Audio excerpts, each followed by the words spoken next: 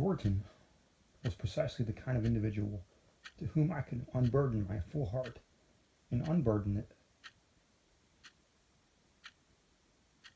of all of its extravagant emotion, without fear of incurring a shadow of ridicule, and even in the certainty of finding a listener as impassioned as myself.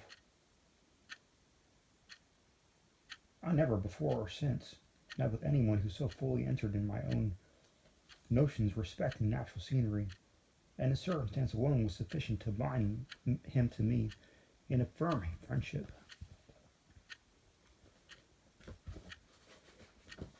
We were as intimate during our whole expedition as brothers could possibly be, and I took no steps without consulting him. Pierre and myself were also friends, but there was not the tie of reciprocal thought between us, that strongest of all mortal bonds. His nature, although sensitive, was too volatile to comprehend all the devotional fervor of my own. The incidents of the first day of our voyage had nothing remarkable in them, except that we had some difficulty in forcing our way towards the nightfall by the mouth of a large cave on the south side of the river. This cave had a very dismal appearance as we had passed it, being situated at the foot of a lofty bluff, full 200 feet high, and jutting somewhat over the stream. We could not distinctly perceive the depth of the cavern, but it was about 16 or 17 feet high, at least 50 in width. Editor's footnote. The cave here mentioned is that of that called the tavern by the traders and boatsmen. Some grotesque images are painted on the cliffs and commanded at one period great respect from the Indians. In speaking of this cavern, Captain Lewis says that it is 120 feet wide,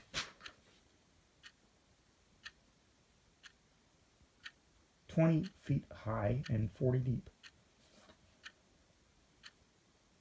and that the bluffs overhanging it are nearly 300 feet high. We wish to call attention to the circumstances that, at every point, Mr. R's account falls short of Captain Lewis's. With all his evident enthusiasm, our traveler is never prone to the exaggeration of facts. In a great variety of instances like the present, it will be found that his statements respecting quantity, in the full sense of the term, always falls within the truth, as this truth is since ascertained.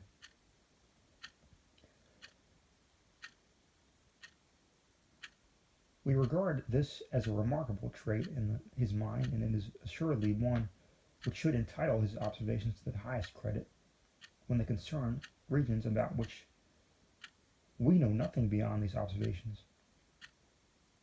In all points which relate to effects, on the contrary, Mr. Rodman's peculiar temperament leads him into excess.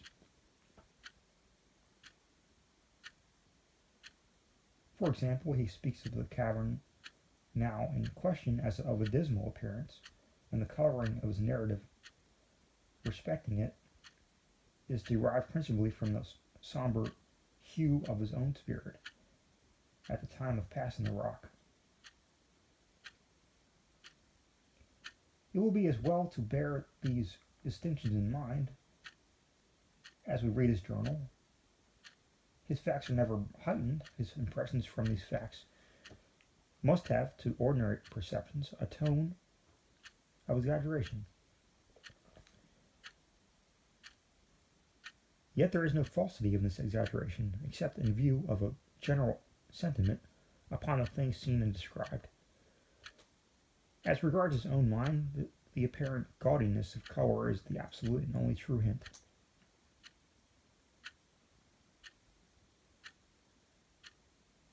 The current ran past it with great velocity, and as from the nature of the cliff we could not tow, it required the utmost exertion to make our way by it which we at length effected by getting all of us, with the exception of one man, into the large boat. This one remained in the pirogue and anchored it below the cave. By uniting our force then in rowing, we brought the large boat up beyond the difficult pass, paying out a line to the pirogue as we proceeded, and by this line hauling it up after us and when we fairly ascended. We passed during the day Bonhomme and Osage Fen rivers, with two small creeks and several islands of little extent.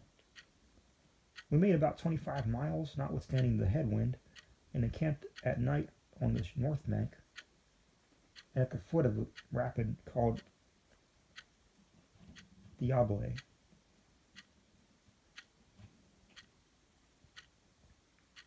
June the 4th.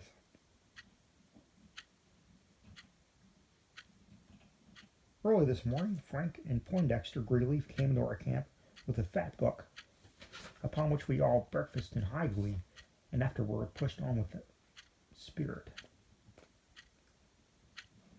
At the Diable Rapid,